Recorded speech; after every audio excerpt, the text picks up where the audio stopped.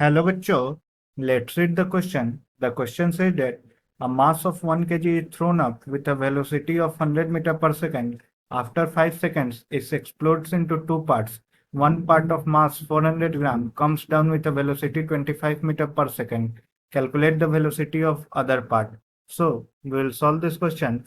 First of all, we will see what will be the key concept is to solve this question.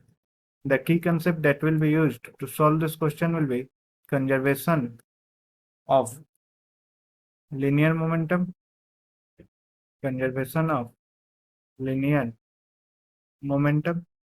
Now हम देखेंगे velocity of the mass 1 kg after 5 seconds वो होगा velocity after 5 seconds that can be calculated by v is equal to u minus gt because वो vertically thrown है, ठीक है.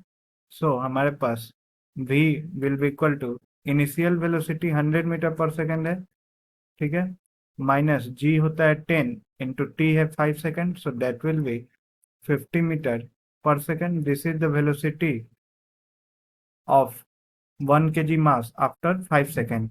अब ये 1 kg मास जो कि 50 मीटर पर सेकेंड के साथ मूव कर रहा था अपवर्ड, वो टू पार्ट्स में ब्रेक हो जाता है.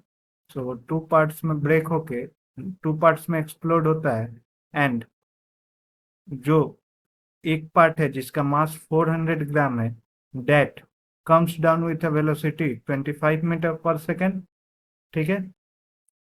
सो जो अदर पार्ट है जिसका मास 600 ग्राम होगा, बिकॉज टोटल मास 1 kg है, एक पार्ट का मास 400 ग्राम है, सो अदर पार्ट का मास 600 ग्राम होगा. उसका वेलोसिटी हम v डैश एज्यूम कर लेते हैं. So by conservation of linear momentum हमारे पास इनिशियल मोमेंटम है 1 into 50 J cap. Upward direction को हम पॉजिटिव जे कैब लेते हैं, ठीक है. तो 1 into 50 J cap that will be equal to 400 gram, that is 0.4 into 25 minus J cap, ठीक है.